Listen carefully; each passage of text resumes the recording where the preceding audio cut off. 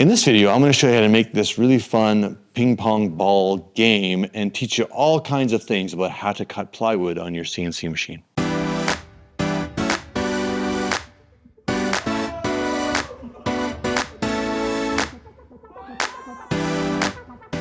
As you can see, that game was made primarily of plywood. Actually, pretty much all of it was plywood.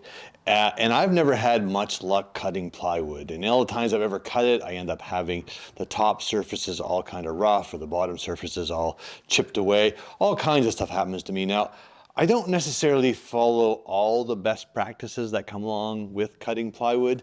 And so what I'd like to do is I'd like to start off by sharing some of these best practices with you, which are going to be important for when we go ahead and actually talk about the toolpaths for cutting the game. Now, I had to go and talk to the resident plywood master. That would be Becky. She's always had great success with cutting plywood, so she gave me all kinds of great tips. So I'm hoping that those tips are going to come in and handy and actually work out to make these parts look much better than I ever could on my own. So my first tip for cutting plywood is to make sure that you have an accurate measurement of how thick your plywood is. Even though I ordered 9mm plywood, using my calipers and testing kind of the edges, it ends up running between 9.1 and 9.4 millimeters thick. So of course that's going to affect my actual final cutout pass and how deep I need to go to cut through that. So you're going to want to keep that in mind. And also don't be too hard on yourself. If some places you cut through and other places you don't, it might be just a wonky bit of plywood that you have. But if you can get it cut through most of the time, then I think that's going to be really important and quite helpful. Okay, so once you have that all measured, and as I said, calipers, digital calipers, they're your best friend for that sort of thing. Super cheap on Amazon or your local hardware store. You can buy a nice pair. But they're going to be your best friend for that sort of thing. So if we take a look inside the software, I've got a sheet all set up. Now, as always, again, Becky tells me all the time to make sure that you cut a test part, to make sure that your tabs and slots fit together perfectly and you have the right pocket allowance so that you can make sure that those slots are going to be oversized just slightly so your tab can fit in there perfectly.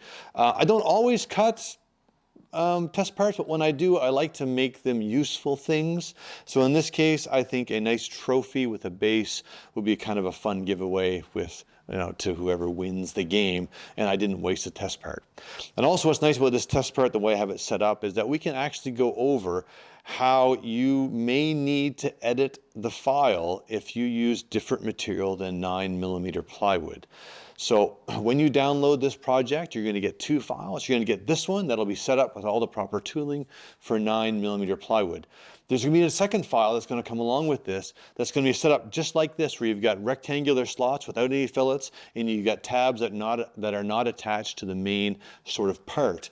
And I did it that way so that you can make the proper modifications you need to either increase the thickness of your material, decrease the thickness of your material, or change the way you're going to deal with those slots. So let's have a quick look at that. Now, as you can see, there's some notes here. I tried to be as clear as I could be with what you're going to need to do. So first of all, at the very top, make sure that you edit your slots to suit your tabs and slots to suit the material thickness that you plan to use. Again, I'm using 9mm plywood. You might be using, 3/4 inch or 3/8 inch or whatever it is. Now, there will be a limit to how thick a material you can use for this based on the actual way the game works. So if it gets too thick, then some parts won't work. So make sure you kind of stick within the 9mm, 3/8 inch kind of range of plywood. That would be good. Now, let's talk first of all about tabs. So anytime I ever create a project like this, I'll create my main shapes, and then I'll add rectangles beside those main shapes that represent my tabs. And the thickness of those rectangles is equal to the thickness of my material. So in this case, it's 9mm thick. So if we go ahead and select that rectangle, and I go ahead and select it again, and I choose this bottom corner, you're going to see that the height of that rectangle is 9mm. So that's exactly what I think, give or take a bit. Like I said, this is a little bit thicker than that, but that's all right because I want my tabs to go in so I can glue them in place, but I don't want them to stick out the other side of my of my material. I want them to be either flush or a little bit less. If it's a little bit more, then I might have to sand them down a bit, but I think it's going to look really nice if they're reasonably flush on the sides. So once I have that set, once I have my design all pretty much finished that I'm happy with, then I go back to my rectangles. And what I want to do is I need to make one profile shape around this.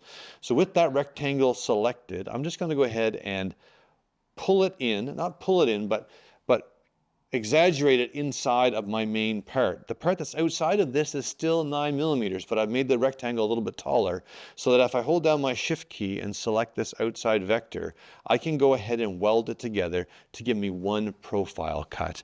And that's exactly what I'd like to see right there. Now, that's good, and we're almost there with our tabs. The next thing we need to think about is if I slide that trophy into my slot, it's going to fetch up because our geometry of our tool is round. So we're going to have a radius in there that's going to make it so that I can't push that trophy all the way in flush. So I need to accommodate for that. And the way we can do that is use fillets. So right now, I need to go over to my 2D view, and we'll zoom in a little bit. And now, depending on your job, you're going to want to choose different fillets for different things. So if we go over to our fillet tool, which is right here, and I click that, we've got normal fillets, which essentially would just round the end or round the top corners of your rectangle, which might be useful. I could have used them here if I wanted to hide the fillets underneath my my tab or my piece that I'm tabbing into it. But I'm going to use the same fillets I'm going to use for most of the project because I want to make sure that they work perfect. And we have dog bone fillets and we have T-bone fillets. So in this case, I want to use a dog bone fillet, and the size of that fillet is the radius of my tool. So half the diameter. In my case, I'm going to be using a 3/4 inch compression cutter, and so that converted to millimeters and then halved is 3 1/4 millimeters. So I now have dog bone fillet selected. I can go in, just hover over that corner, and I can click that, and now I have a fillet.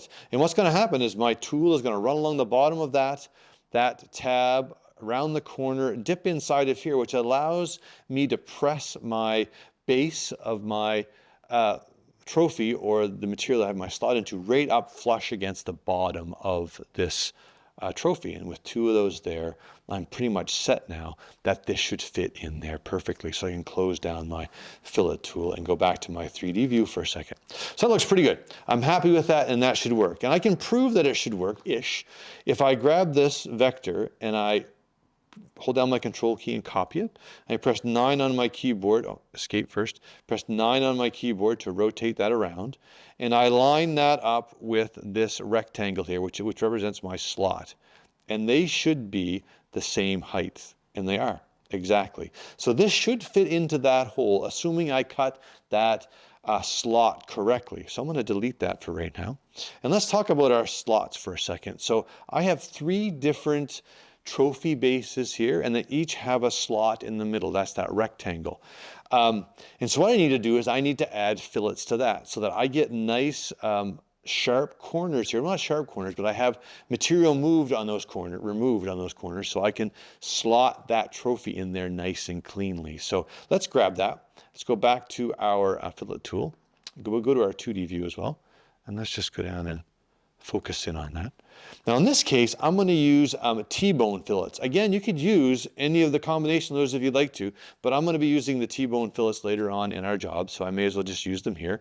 Same tool I'm going to be using, so let's go ahead and pop in those fillets there. So as you can see, instead of me having a little radius in here, I'm actually going to make the tool go into here and give me a nice, straight, clear corner there that I can use. And so I'm just going to go ahead and fillet all of these to look all exactly the same. And that's perfect. Great. Let's close that down. Let's go back to our 3D view for a second. Now you might be asking why I have these numbers at the bottom here. Well, those are the numbers for my pocket allowance. So I'm going to adjust the pocket size, or how much material I remove from this pocket, by a little bit more and a little bit more again. So I'm going to start with none in case I fluke it and this material happens to fit in perfectly into that slot. We know that's probably going to fail because of the varying thicknesses of this actual material. So that may or may not work depending on how things go. I have one here at 0.1, so I'm going to make this hole about 0.1 millimeter wider or larger so that I have a little more room, again, to fit my part in there. That might be enough. And then I'm going to try this last one at 0.125 and hope that that's going to be enough. If all of these fail, I'm going to have to go back and recut a couple of these. But what I'm going to do is I'm going to cut out the trophy first. And then I'm going to cut these tabs in, these bases with tabs in place, just the actual slots. Try my trophy in on the machine before I cut out these bases, so that if I have to go in and widen that little bit, I can do that without removing it off the machine. That way I don't have to cut a whole bunch of these bases, but 3 is a good start for me. Okay, so that's pretty much all that we need right there. So let's go ahead now and look at the actual tool paths that we're going to create for this. So if I jump over to our toolpaths tab, I'll close this down. Well, first of all, you're always going to want to check your material setup to make sure that's fine. So if we take a look at that, you'll see that it's 9 millimeter plywood, or I think it's around there. I'm going to overcut, so I'm not too worried about that. Start at the bottom left-hand corner of my material, zero off the top of my material. I don't need to worry about a gap because this is all just profile and pocket cuts. And this stuff at the bottom here is all safe and appropriate for my machine. So I'm going to go ahead and click OK. Next thing I'm going to do is go and do a profile cut. Now, again, as I mentioned, I'm going to profile around the trophy first so I can pop it out, and then I'll go ahead and pocket the holes for the slots, and then I can try my trophy in there, and then I'll go back and profile cut out those bases once I'm sure I've got the right one that I need. So we don't know that yet. So we're going to select that. Now, as I mentioned earlier, I'm going to be using a compression cutter for this. That's a very special cutter that we use when we're cutting something like plywood. So a compression cutter, or an up-down cutter, some people call it, at the end of the bit, there's a section of it that is going to be an upcut, and the rest of the bit is going to be a downcut. And the idea is that we want to plunge through our material a little bit more than the height or the depth of our upcut, so that I get a nice clean surface around the outside without using that upcut to tear the surface of my material. I'm going to be using the downcut on the surface, and that way I'll get a nice clean cut there. And then when I pop through the bottom of my material, I'm going to be using this upcut, so I'm going to get a nice clean bottom cut to my to any cuts that I make. So that's a nice cutter, and let me show you how we're going to use that now. So we have a start depth of 0, a cut depth of 9, or Z, and we're going to add to that 0.1. That seemed to be the most thickness this would be out, so we're going to go with that. We're going to use I'm going to set this up as a standard end mill, which is totally fine for this job. And we're going to edit the number of passes that we're going to use. Now, this is the part where we can tell the software how far down we want it to go with that first pass to get to the down cut part of our bit.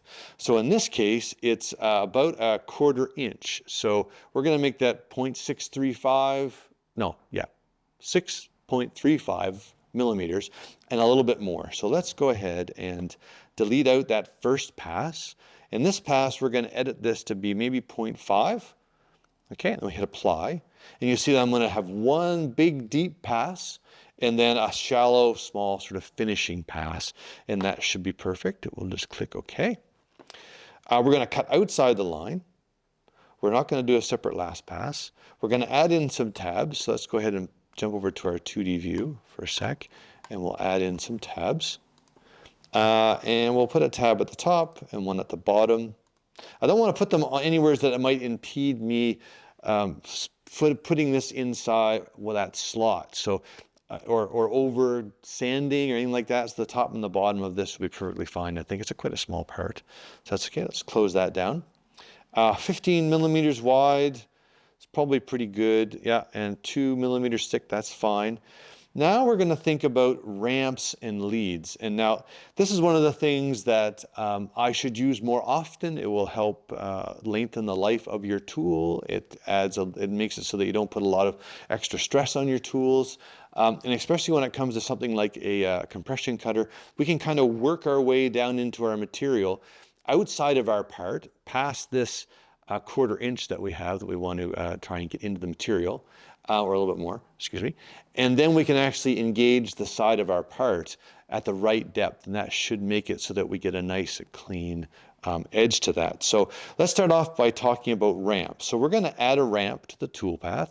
You've got some options here. If you want more information about your ramps and all that kind of stuff, then, sorry, ramps and leads, then we have some great videos on that you can go ahead and look at, or have a look at our help file. Also, if you don't see that, you need to go ahead and click Show Advanced Toolpath Options, and that will show you these advanced toolpath options that we're looking at right here. We're going to use a smooth ramp, and we're going to have it use a distance of 15 millimeters. That's because I don't want my ramp to be too far out of my part. That's important because these are, even though it looks like there's lots of space here, when we actually cut it, there's a lot less space than what you think. So I'm going to go ahead and make it 15 millimeters. Now let's talk about leads. So the ramp means it's going to plunge into my material, sort of like on a bit of an angle like that. If we go to our leads and we can add in a lead, this will tell me how I want that to happen. I want it to happen outside of my part, because I can have a ramp inside of my part if I want to, or engaging right away with the edge of my material, or my edge of my part if I'd like to. But in this case, I want to start outside. I want to use a straight line. When I was talking to Becky about this, she suggested that she likes to use a circular lead, but there's no particular reason. She just likes to use that one. So I'm going to use and I tried that, but I like the straight lead idea. I can kind of visualize that a little bit easier. The length is going to be 15 millimeters. I matched that to the ramp length. I don't know if that's important or not, but I didn't want it to, I wanted to actually only ramp within that lead. I didn't want it to ramp along the side of my part. So it either had to be equal to that or bigger than that, or less than that. So I thought if I stayed right on the number, then I would be okay. I'm going to do a lead out, no overcut distance, and then we can go ahead and call this cutout 1, and then we'll calculate that. And it's going to tell me right away that I'm cutting through my material, and that's okay. So we're going to click OK. And let's have a look at that. Now you can see right there that in my wireframe of this toolpath, outside of my part, I'm going to be ramping into it. And then when I get to the ramp depth of that first pass, which is 6.5 millimeters, then it's going to start to engage the edge of my part and go around twice and then come back out again, which I think is going to give me a nice sort of edge finish to my part. We'll see in the end. All fingers crossed. And let's preview that toolpath and we'll see what we get. Yeah, I think that's going to be all right for now. We'll go with that. Let's just close this down. Now, I left in these two little vectors here that if you were actually going to use this, that would be kind of fun if you went back with a V-bit and sort of cut those little channels in there. That might give it more of a handle look to it if you want to. I don't want to do the tool change this time, so I'll leave you to that to cut those if you would like to. So the next thing we want to do now is talk about cutting these pockets out and where to put that pocket allowance. So with this first one, we're going to go ahead and choose a pocket. We're going to go 0 and we're going to go down Z plus 0.1. We're going to use a 1/4 inch end mill, the same as we had before. We're going to edit our passes and we're going to start again. I want to actually plunge in past that upcut part of my bit and then actually start my pocketing out. Hopefully I'll get a nice edge finish in there. And the fact that I'm using an offset toolpath, which we'll get to in a second, then if this pocket was bigger, I'd actually do a couple laps around there. I'd plunge in the center and then do a lap, which would be best. But in this case, you'll see it's only one plunge and then it does the clear out. So just think about that when you're doing that. So we're going to delete that out of there and we're going to make this first pass 6.5. That's perfect. And then we'll go ahead and click OK. Offset toolpath. So again, it's going to start in the middle and work its way out. In this case, it's only going to do one pass. You'll see that in a sec. And then if we're not going to do any ramp or plunge moves. It's going to go right in. I'm not worried about it. But here is the pocket allowance that we're talking about. Right now, I'm going to leave it at 0. So this one's going to be cut exactly inside that vector where my tool will fit. So that's perfect. Let's just go with pocket 1. And we'll put at the end of this 0.00, okay? And then we'll calculate that. It's going to say we're going to cut through, and we'll take a look at that. Let's preview that visible toolpath. Perfect. That's what I want. It's not fancy. It's exactly the right size. So now what I'd like to do is just create more of those, okay? Just 2 more times. So I'm going to right-click on this toolpath. I'm going to go down to Duplicate, and we'll double-click on this one, the Duplicate. And everything is going to stay exactly the same, except for I'm going to call this, I'm going to rename it 10. And I'm going to make sure that my pocket allowance is minus, and that's important, 0.10. Okay, we want to make the pocket bigger, so we're going to use a minus allowance. And I'll show you the result of that in a second very clearly. So that looks good. We're happy with all that. So we'll calculate that and we'll go OK. And then we'll preview that visible toolpath. Oh, you know what I didn't do, and this is important, is because I duplicated that toolpath, it's associated with that first vector. So I need to change that. I need to grab this vector, and then we'll calculate that. And we'll click OK. Now that looks better, and then we'll preview that visible toolpath. So now I have two toolpaths. Okay, if we go to our 2D view for a second, and we look at this here, and we turn both of those toolpaths on, and I have my solid preview turned on here, you'll see that this one comes right up to the edge of that vector like I expected. This one over here actually overshoots it a little bit. So this pocket is going to get wider again, which is exactly what I want. Let's go back to our 3D view for a second. Let's close this down, and we'll just repeat that again. We'll duplicate this toolpath. We'll go into that. Make sure we choose the right vector this time. And we are going to go pocket allowance of 1.25. So that's bigger again. And we may as well just rename our toolpaths. We'll calculate that. We're going to say OK. Then we'll preview that visible toolpath. And there, if we go back to our 2D view for a moment and we close this down, we turn on all three of those pocket toolpaths, you'll see that this one is even more exaggerated again. So we're going to get what should be, if it's a perfect world, a perfect fit, which is probably not going to be something that's a little bit bigger, which will give us a little bit of a variation, and this one which will give us a little bit more, again, variation in the pocket size, so we can really see if that's going to fit in there. Now the last thing we're going to do is I'm going to create the cutout toolpath for these bases. As I said, I'm not going to run it until I'm sure that I have the right pocket allowance for the rest of my job. But yeah, but there you go. So we'll wait until later to do that. But I'm going to create the toolpath now. So let's turn these all off for a second. We'll grab this vector, hold down my shift key. I'm going to cut them all three of them out. It doesn't really matter because I don't know which one is going to be the right one. So I'm just going to create the toolpath for all of them. Let's go ahead and do a profile cut. We're going to use a start depth of 0. We're going to go down Z plus 0.1. We're going to use that same end mill. We're going to edit our passes. As I said before, we're going to delete the first one. We're going to make this one 6.5. There we are. We'll apply that. We'll click OK. We don't want any separate last pass. We're going to add in some tabs. Let's go to our 2D view to see where those are going to be. It's perfect. They're on the edge. That's a great spot for them. Again, we're going to add in some ramps and leads. It's going to remember my settings from before, so that's perfect smooth. 15 millimeters leads. That looks good to me. We're going to use that 45 degrees. The lead length is 15 millimeters. We're going to do a lead out. So we're going to call this cutout 2, and we'll go ahead and calculate that. Going to cut through our material, that's fine. And let's preview that, and we should have exactly what we want. Now I really needed to preview that because I wanted to make sure that my leads didn't interfere with any of my other cuts. And so I think that that's a great place to start. So now let's go ahead and save off those toolpaths, and we will go and put our material down our CNC machine, and we're going to try and cut all those out. And I will get back to you once we have a part that I can test fit into one of those slots. So let's get to it.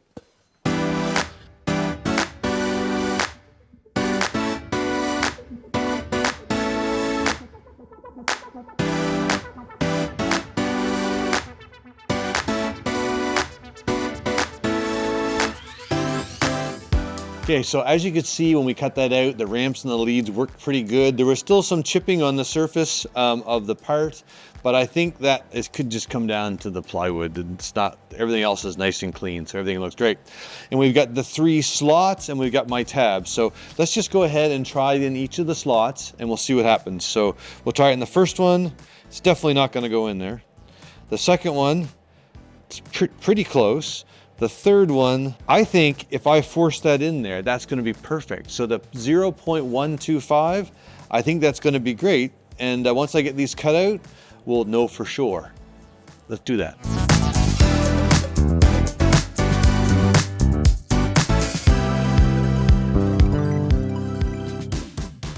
So now we've gone ahead and we've tested out the leads and the ramps, and we have a pocket allowance all sorted out where everything all fits together properly. Then we can go ahead and apply all that we learned there to our larger project. And as you saw just briefly earlier, it's a bit of a tabletop game. So if we take a look at the file here that I've already created, and we go to our 2D view, you'll see I have another sheet here called Design. And if I double click on this, this is the actual sheet that I went and designed this game on. And so you may not have been able to tell in earlier how this machine works or how this game works, but the idea is that you have a ping pong ball and you have an inclined or an angled surface with holes in it. And the idea is to use a little cradle that holds the ball. We'll call it a cradle because I'm not quite sure what to call it, but that sounds good. That holds the ping pong ball, and using two handles, you can kind of pull the ping pong ball up the incline, trying to avoid the holes, and the object is to get it in the very top hole. So yeah, it's kind of a fun little game, and but this is just a prototype for something bigger in the future. So everything we do from here on out, again, is going to be a learning experience for me. And so at the end of all this, we can get together and we can have a little chat about what is right and what went wrong, and how I can fix those things. So as you can see on this design sheet, I've got some different layers set up. So if we look at the side of the machine, so this piece right here is the side of my game. I don't know why I call it a machine, but it's a game. And so we'll have two of those. And then we have these, a backboard, and then we have this front board, this face board. Now this board here has the holes in it, and you can see that the colors line up properly, and I've gone ahead and made the layers of my project all colored appropriately so I can keep track of things. So this is the front, and that's the yellow or the orange areas here. These are all be holes that are going to be cut through this board. And then I've got these little lines here. Now this is kind of an interesting idea that Edward Powell, the managing director of the company, had, that it might make it a bit easier if we had a V carving, like a little slot, that if somebody was having a difficult time kind of getting the hang of using the two ropes, then they could actually put the ball in that channel and kind of pull it up with, that would kind of help them kind of control it better. We're going to see how that works. We don't really know. If it doesn't work, then we won't use that in the larger version or our bigger project. But if it does work, then we're going to include that. So again, a little testing thing. And then this backboard is simply a solid backing. So if the ball falls through, it's going to roll down to the bottom and get caught down here. And I've got a faceplate that I've already designed up. And as I mentioned earlier, the way I design this is I kind of draw the boards, and then I'll put a rectangle on the edge that defines the tab. And that's the thickness of my material. And you'll see that's exactly what I've done here.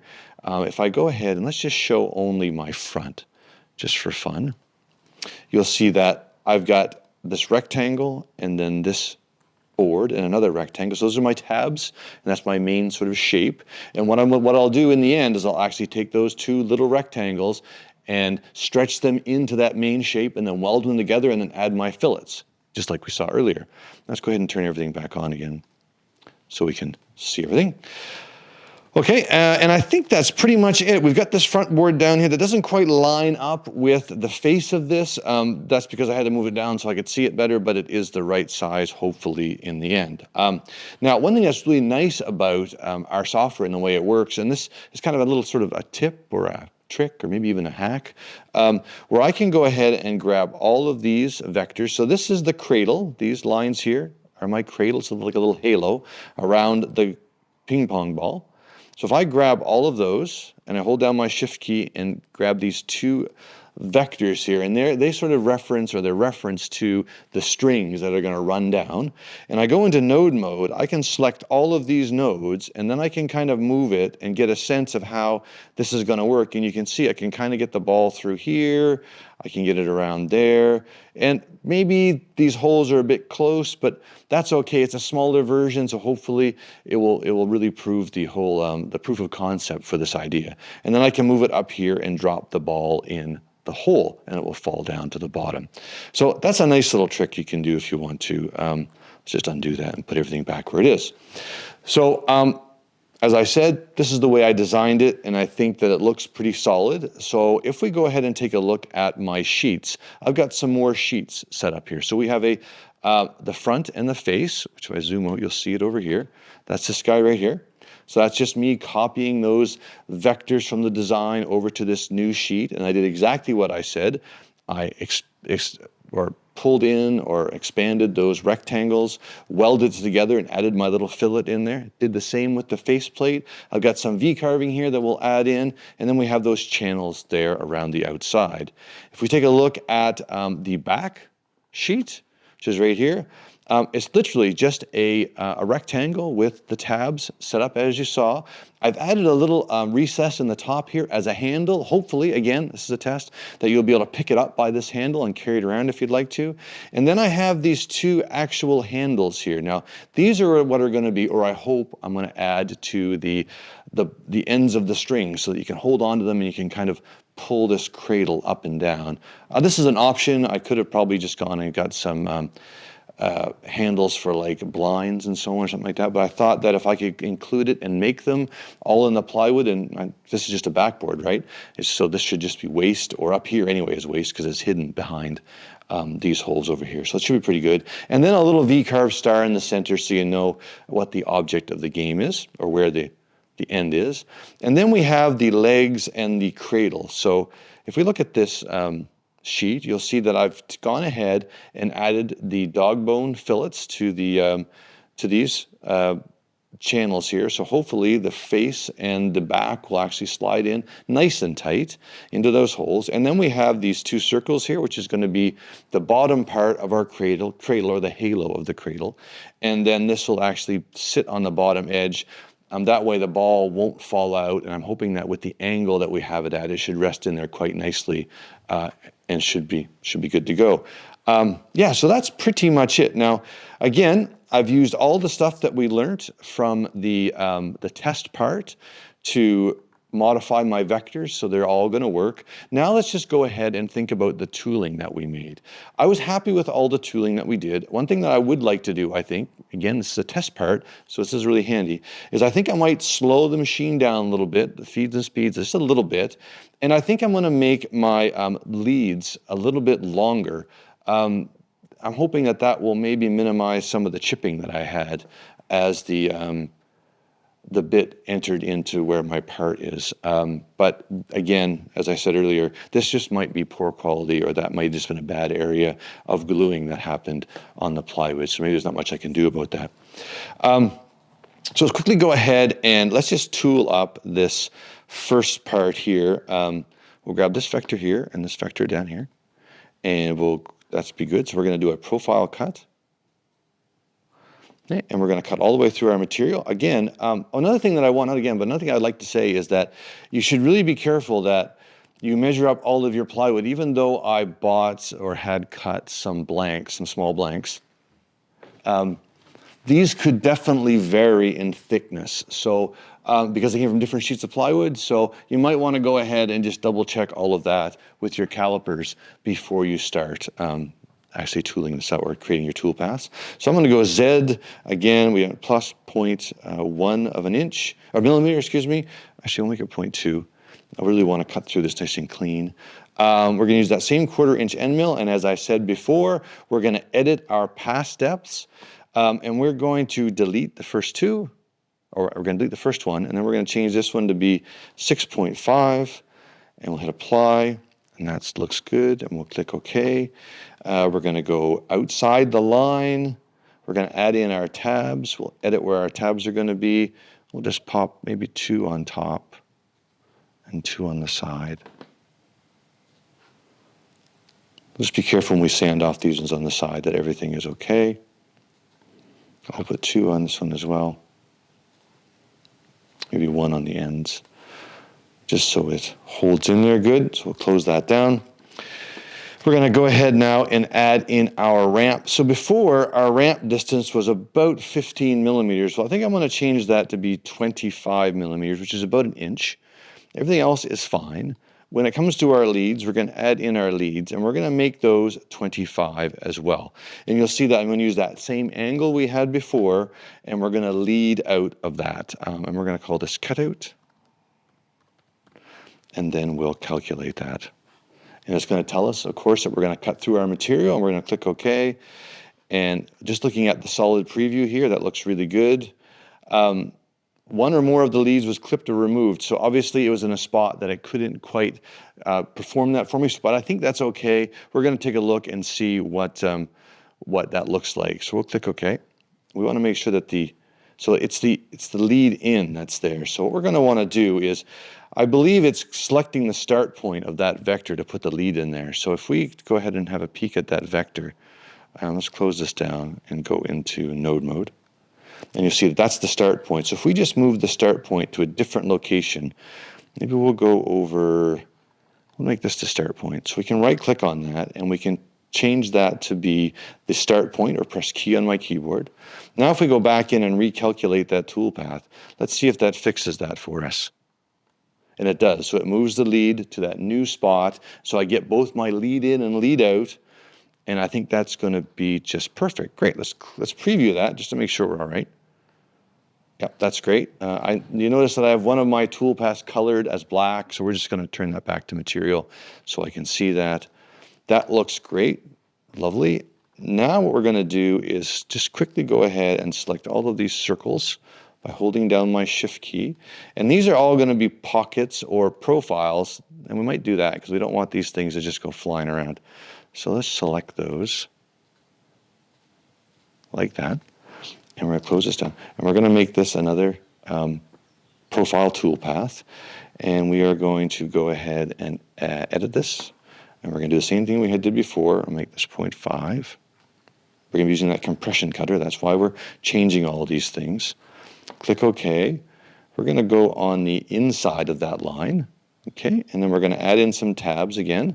We're just going to add in one tab per circle. I don't want to be spending my days removing tabs, so this might be a nice, easy way to do it. There we go. That's good. So we can close that down. And we're not going to worry about our lamps and ramps and leads because it's on the inside. We're not going to worry about that too much. We might actually, we might ramp in just to make life easier, so that it might make a cleaner cut. That's good. And we'll calculate that and we'll see what we get. We'll rename this holes. That's good, and we'll calculate that. We're going to cut through. That's perfectly fine. And you'll see that we're going to slowly kind of work into our material, which might help out in the end, giving us a clearer cut. So let's preview that. That looks all right, perfect. Let's go back to our 2D view again. Now, you'll see that we've got some V-carving in here. So the text is just really basic V-carving. I'm not going to go over that with you. Sure, you probably know how to do that already. But these little channels here that I'm going to do, because they're not closed vectors, I need to actually make those a profile cut using a V-bit. Okay, so I can go ahead and select my V-bit here. From here. And we're going to be using a 90-degree V-bit. And we'll select that. And what hopefully that will do, and I've got one here in my hand, hopefully it will make a wide enough channel, and I don't need to go too deep to get a decent channel from that. I was going to use a 60-degree, but I think that would end up meaning I have to go in too deep, so that wouldn't be so great. So let's go with that. 9-degree V-bit, we're going to go down. We don't want to go down the full depth of it, so let's maybe say 4 millimeters. We'll see what that gives us. Sure, why not? We're going to go on the line. That looks good. And we're going to call these help channels. I don't know what to call them. That sounds good. We'll calculate that. Then we can preview that visible toolpath. Yeah, that looks all right, I think. Yeah, we'll give that a shot and see what happens. Yeah, why not? Again, this is a test part, so we'll go with that. So that's that. So we've gone ahead now and used the ramps and the leads for that part of the job. And we can now go ahead and move on to the pockets over here, or where the slots where the tabs are going to go in. And to do that, we're going to select all of these on this sheet. Okay. And we're going to go over to our pocket toolpath. We're going to go all the way through our material. And we're going to add 0.2 to that. That looks great. We're going to use that same 1/4 inch compression bit. Let's edit the amount of passes that we're going to do. So we're going to delete that first one. We'll change this to be 0.5. And we'll click OK. And that all looks fine. So we're going to call this slots. and we'll calculate that. But now, I forgot one thing, and so this is the most important part of this whole thing, is we need to go and add in that pocket allowance. So if we go back to our pocket allowance, we're going to use that minus 0.125, and that was the number that worked for our little trophy here. So we can calculate that now, and that's okay. We're going to cut through our material, and let's preview that, and there we go. So we've already employed all the things that we learned from this little test part. So what I'm going to do now is I'm going to quickly go through and create all the other toolpaths that we need, which is exactly what you saw. I'm just going to go to all the different parts and do that, check all my work, and then we're going to head over to the CNC machine and start getting this thing cut so we can get it assembled and maybe have a little bit of fun.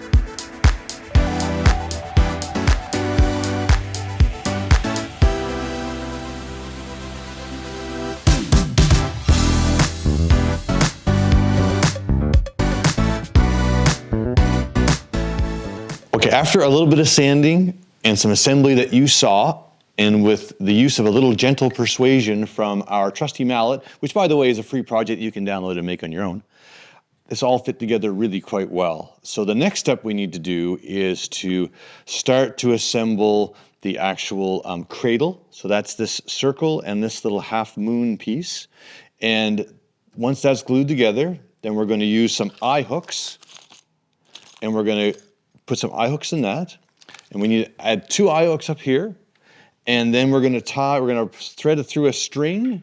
This will all make sense later, but you get the idea. Thread through some strings, and these little handles will go at the end. So what you'll be able to do is by moving the string back and forth, you can move this cradle up the front of this with the ping pong ball, and you're trying to get it in the top hole, not in any of the other holes. So what I'm going to do is I'm going to glue that together. We've got some string, we've got the eye hooks, we've got some glue, and we have some leather strapping that I might put on the handles because that looks like it might be a little hard on people's fingers. And once that's all done, then we'll give it a shot and see how it works.